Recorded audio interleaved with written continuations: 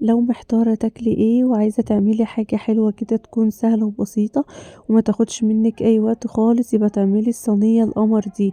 اول حاجة كده معايا كيس بسبوسة بجوز الهند، بسبوسة خطيرة قوي بتحضريها بكل سهولة، مش هتاخد منك اي وقت خالص.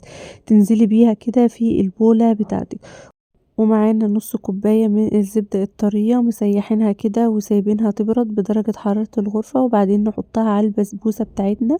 وممكن نستخدم سمنة بلدي، والميكس بينهم كده خطير برضو. ونبس كده البسبوسة مع الزبدة بتاعتنا لحد ما البسبوسة تتغلف بالزبدة كلها وتبقى شبه الرملة المندية كده.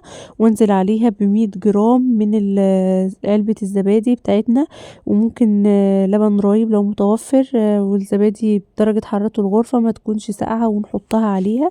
لازم تكون بدرجة حرارة الغرفة عشان ما تنشفش البسبوسة بتاعتنا. وفي الخطوة ده ما نقلبش كتير عشان ما نعملش عرق كده للبسبوسة وتنشف معانا. في الوقت ده مشغلة الفرن على درجة حرارة 180.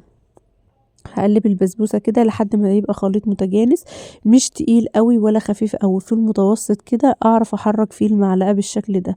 وبعد كده مجهزة معايا صينية مقاس 24 دهناها كده سمنة بلدي، وهنزل بيها البسبوسة بتاعتي على الصينية بتاعتي بالشكل ده. وهبدأ كده اوزع البسبوسة في الصينية بتاعتي، يعني ابل ايدي كده بشوية مية واوزعها كده، وممكن اخبطها خبطتين على الرخامة كده وتتفرد بكل سهولة معانا خالص. هعملها كده بالمعلقة وبعدين اخبطها خبطتين وافردها كده على الصينية بتاعتي عشان تبقى شكلها متساوي. وممكن نحددها كده بالسكينة بتاعتنا، وممكن نسيبها عادي زي ما انا هعمل كده. هخبطها خبطتين وادخلها الفرن على درجة حرارة 180. هجهز الشربات بتاعي، معايا كوباية ونص من السكر، عليهم كوباية ونص من المية، واحطهم على درجة حرارة عالية لحد ما يغلوا. وهعصر ليمونة. البسبوسة بتاعتي خدت كده نص ساعة في الفرن، طلعتها والشربات سخن والبسبوسة بتاعتي سخنة، الاتنين سخنين. حطيت عليه الشربات بتاعي ربع فانيليا كده، ربع معلقة فانيليا على معلقة سمنة بلدي حلوة كده، وهسقيها. طبعا بتاخد الشربات بتاعي كله كوباية ونص سكر على كوباية ونص مية، دول مناسبين جدا للكيس بتاعي. واسيبهم يبردوا وادخلها الفرن تاني، اكون قافلة الفرن خالص وتهدى.